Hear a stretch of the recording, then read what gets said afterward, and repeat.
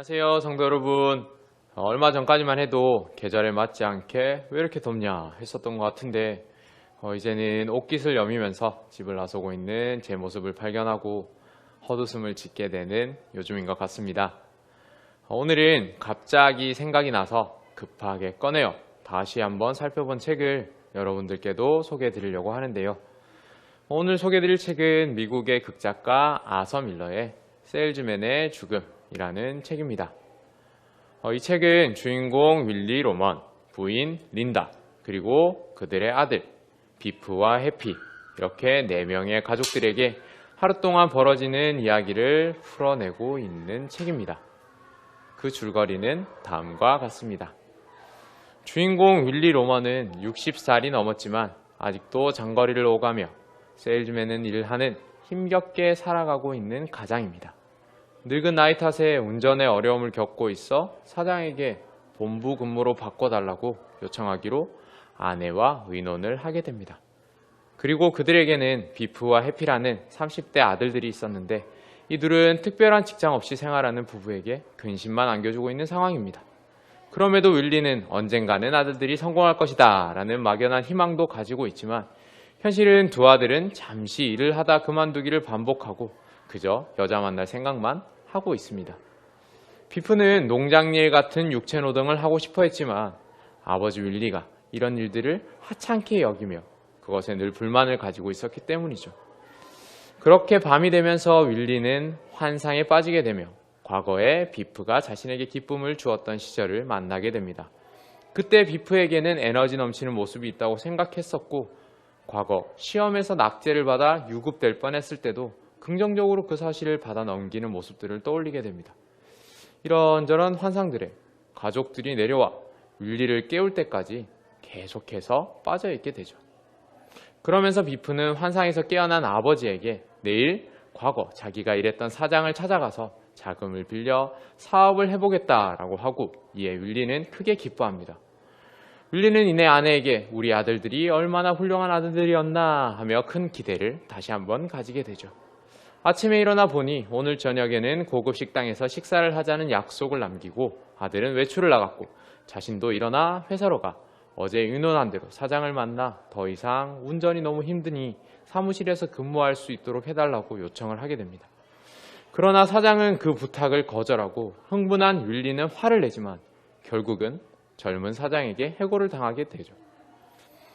상심한 윌리는 친구를 찾아가 돈을 빌리게 되는데 거기서 자신의 아들 비프의 낙제 사실을 알려주었던 사장의 아들을 만나게 됩니다.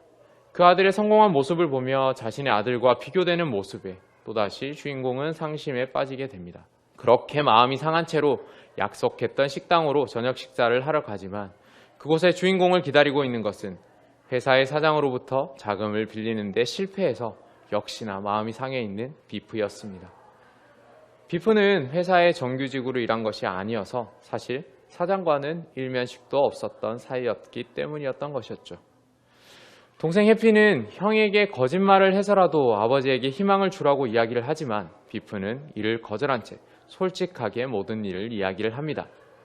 이 사실을 들은 윌리는 상심에 빠진 마음에 현실을 부정하고 사실 자금을 빌려왔을 것이다. 솔직하게 이야기해라. 라며 아들을 몰아붙이고 이에 비프는 반항심에 아버지 윌리에게 대들고 화가 난 윌리와 비프는 크게 다투며 비프와 해피는 식당 밖으로 나가버립니다. 이때 윌리는 정신을 잃게 되고 다시 과거의 환상에 빠지게 됩니다. 알고 보니 젊은 시절 외근을 하던 중 바람을 피우다가 낙제 사실을 알리러 온 아들에게 그 사실을 들키게 되었고 그 사실이 아들에게는 큰 상처로 남아 있었던 것이었죠. 홧김에 뛰쳐나온 비프와 해피는 밖에서 놀다가 늦게 집으로 돌아갔는데 어머니 린다에게 아버지를 혼자 두고 나갔냐며 혼이 나게 되고 비프는 조모님의 잔소리에 또다시 대들다가 결국 집을 나가버리고 윌리는 차를 타고 나갔다가 자살로 추정되는 차 사고로 세상을 떠나게 되며 그의 장면을 마지막으로 이 책의 이야기는 끝이 나게 됩니다. 한 가정의 불화를 다룬 내용이 조금은 불편하셨을까요? 하지만 이 내용을 통해서 우리의 모습들을 한 번쯤은 생각해 볼 필요가 있지 않나 라고 생각합니다. 먼저 주인공 윌리는 왜 죽었을까요?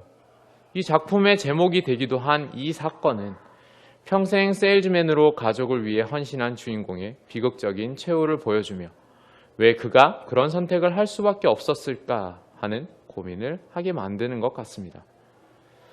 겉으로 드러난 이유는 하루 사이에 벌어진 수많은 부정적인 사건들 때문이라고 할 수 있을 것 같습니다. 자신의 근무를 바꿔달라 요청했다 거절당하며 아들뻘인 사장에게 해고까지 당하게 되었고, 큰 기대를 가지고 있었던 장남에게 희망이 없어 보이는 모습에 실망하게 되고, 거기다 가출까지 공언하며 집을 나가버렸으니 그 마음이 좋을 리는 없었겠죠. 그리고 조금 더 깊이 생각해 본다면 자신이 오랜 시간 헌신했던 회사에서 해고를 당하고 자신이 많은 애정을 쏟았던 아들이 떠나가는 모습을 보며 자신이 소중하게 생각했던 것들에게 자신의 의미가 그리 크지 않다라는 생각을 하게 되었기 때문인 것 같습니다. 왜냐하면 난 너무 외롭거든. 특히 일이 잘 안 풀리고 말할 상대도 하나 없을 때면 말이오. 다시는 하나도 팔지 못하고 당신이나 아들의 생계를 책임지지도 못할 것 같은 생각이 든단 말이지 라는 대사를 통해 계속해서 윌리는 자신이 가족들에게 필요 없는 존재가 되지는 않을까 걱정하며 살아왔음을 알 수 있기 때문입니다. 만약 윌리가 자신의 가치를 외부가 아니라 스스로에게서 찾았다면 회사에서 해고를 당해도 가족이 자신을 떠나가도 아마도 자신의 가치가 누군가의 필요에 있지 않다고 생각하지 않았을까요?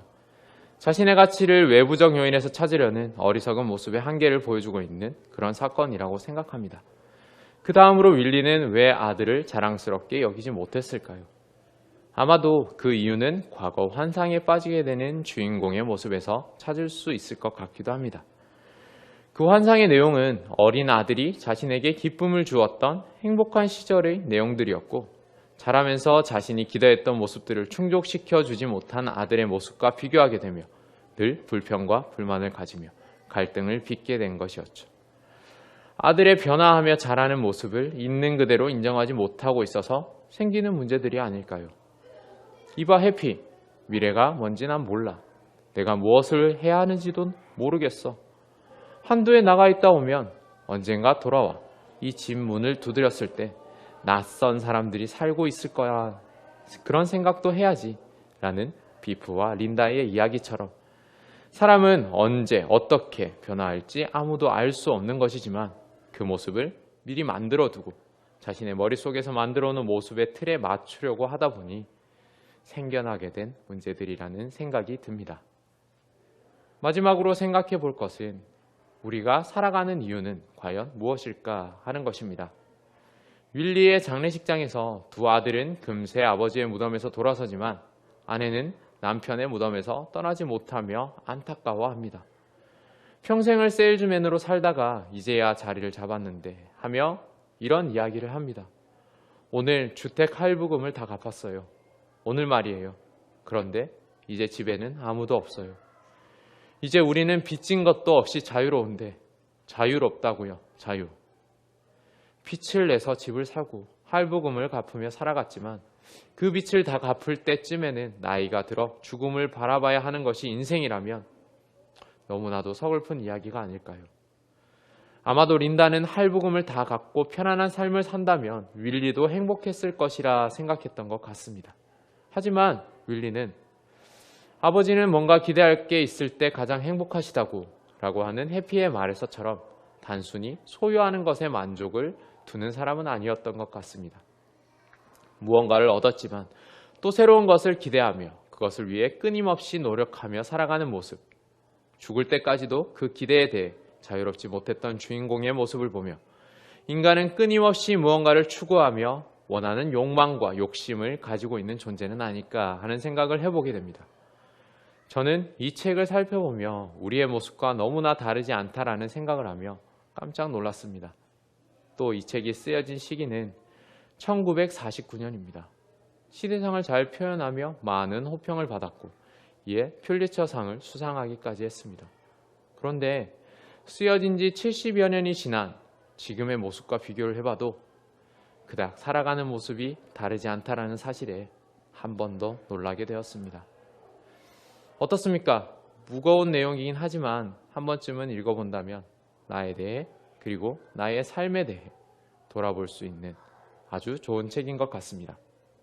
연극과 영화로도 제작되어져 책과 함께 본다면 더욱 많은 것을 얻을 수 있기도 한 그런 작품. 아서 밀러의 세일즈맨의 죽음이었습니다. 감사합니다.